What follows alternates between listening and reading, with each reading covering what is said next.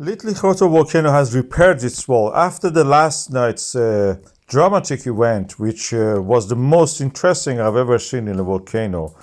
It practically burst itself apart on the west side. The wall completely collapsed and emptied all of the lava, very runny basaltic lava, into the surrounding environment, forming a pool of lava, as you can see here in this view. And then it had two streams of lava coming out around the wall. Now it has repaired itself. The wall is there just like as a buttress, but the fresh lava coming in contact with it has cooled down, solidified, and formed a new wall. The wall is small at the moment, but it's created already a waterfall for the lava to flow through it.